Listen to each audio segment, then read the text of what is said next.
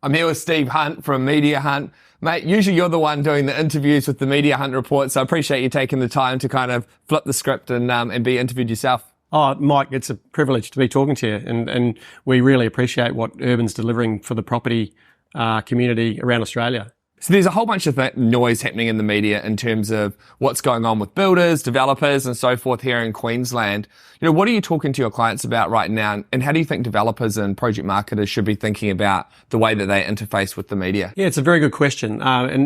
There's quite a few different answers to that. The media landscape has changed a lot, so I'll get to that later. But let's talk about the market. The market has definitely gone through what I'm calling a crunch.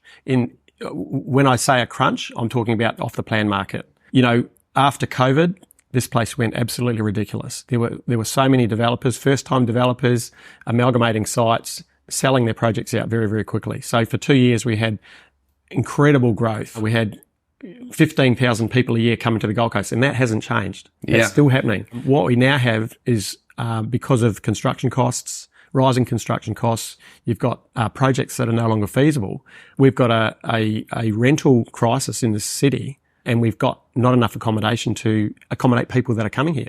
And I guess the thing is for Queensland, not only do we have this huge influx of people coming into Australia, but you've also got people from Melbourne and Sydney kind of coming to Queensland. We actually had a month last year where there were more people looking at Queensland property from New South Wales than here in Queensland. And I think it kind of goes to show, after going through the COVID experience, that, people wanted to be near the sunshine, then near the beach. So you've kind of got this dual impact where you've got not only, that international market, but you've also got the local domestic market wanting to come and enjoy the sunshine here. Certainly. And I think from a mental point of view, the best thing that's happened to the Gold Coast in the last 20 years was COVID.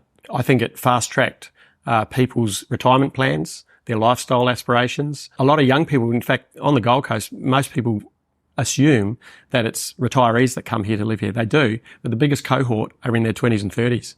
They're opening up coffee shops, restaurants, and that type of thing. There's a lot of tradespeople here now. We can't get enough trades. You go and try and get a builder or a sparky to come to your house, and you're going to be waiting weeks. When something bad happens for a developer and a story gets picked up by the media, it feels from just the outside looking in with the traditional media is that stories seem to get away from developers, and often, the way that they communicate can be quite different from, some are kind of proactive, some are less proactive. What do you advise your clients, and how do you think they should, think about these types of challenges? I've been on the coast for 35 years. So I've been through 3 cycles, possibly more.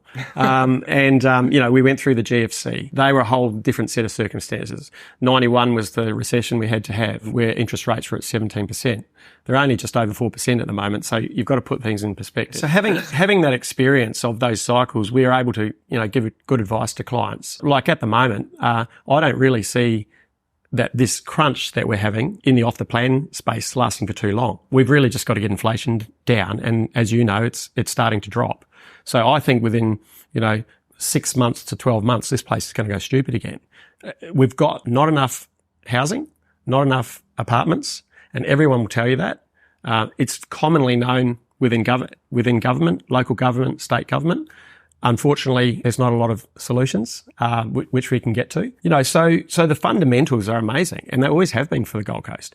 The difference this time, though, is that, say back in the GFC, a lot of people moved up from Sydney, moved up from Melbourne, and then they retracted back to Sydney and Melbourne when things got a bit tough up here.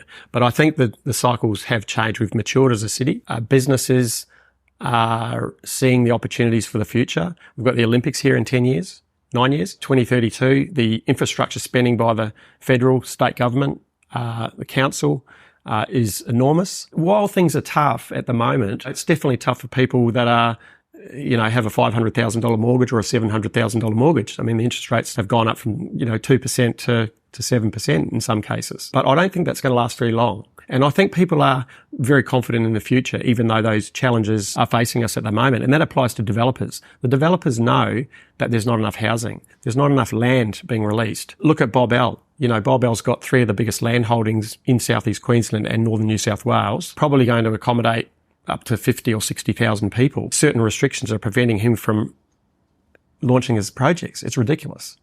So we need to cut the red tape at state government level, and we need to understand the problems that are going to occur in 5 years' time. We don't want San Francisco. There are a lot of people out there at the moment that don't have places to live. There are people doing 40-hour work weeks. They're living in their cars. You just need to go down to Burleigh or Palm Beach or up to Southport, Northern Gold Coast, and you will find those people. There's tents, people living in tents down at Durambar on the New South Wales border.